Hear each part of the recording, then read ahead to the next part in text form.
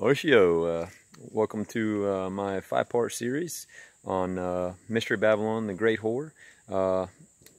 If you're just catching this on this part 4, part 1 we did a short nature walk. We dove into Jeremiah 50. Part 2 we dove into Jeremiah 51. Part 3 we went over Revelation 17, and part 4 today we're going to be doing continuing our walk through the woods to the forest with Anuthanahe, with Creator, and we're going to be going over Revelation chapter 18.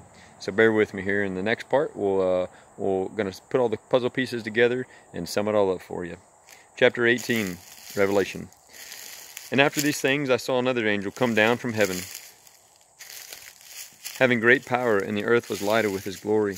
And he cried mightily with a strong voice, saying, Babylon the great is fallen, and has become the habitation of devils, and the hold of every foul spirit, and a cage of every unclean and hateful bird. For all nations have drunk of the wine of the wrath of her fornication, and the kings of the earth have committed fornication with her, and the merchants of the earth are waxed rich through the abundance of her delicacies.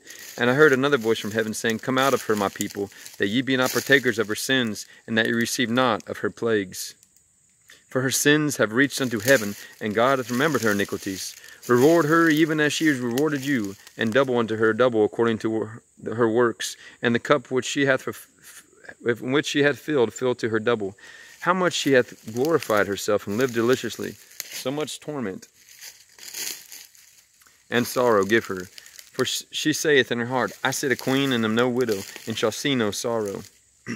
Therefore shall her plagues come in one day, death, mourning, and famine. And she shall be utterly burned with fire, for strong is the Lord God who judgeth her. And the kings of the earth who have committed fornication and lived deliciously with her shall bewail her and lament for her, when they shall see the smoke of her burning, standing afar off for the fear of her torment, saying, Alas, alas, that great city Babylon, that mighty city, from 1 hour is thy judgment come. And the merchants of the earth shall weep and mourn over her, for no man buyeth their merchandise any more. The merchandise of gold and silver and precious stones, and of pearls and fine linen, and purple and silk and scarlet, and all fine wood, and all manner of vessels of ivory, and all manner of vessels of the most precious wood, and of brass and iron and marble, and cinnamon and odors and ointments and frankincense and wine and oil, and fine flour and wheat and beasts and sheep and horses and chariots and slaves and the souls of men.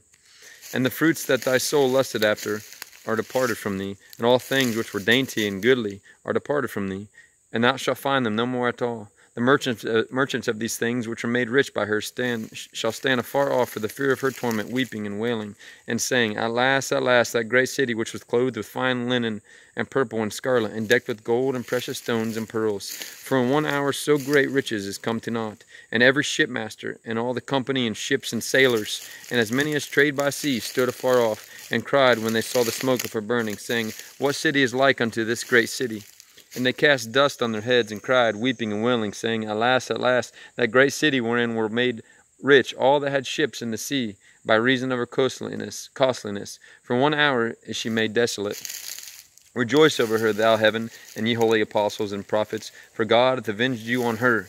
And a mighty angel took up a stone like a great millstone, and cast it into the sea, saying thus with violence, Shall that great city Babylon be thrown down, and shall be found no more at all? And the voice of harpers and musicians, and of pipers and trumpeters shall be heard no more at all in thee. And no craftsman of whatsoever craft he be shall be found any more at all in thee.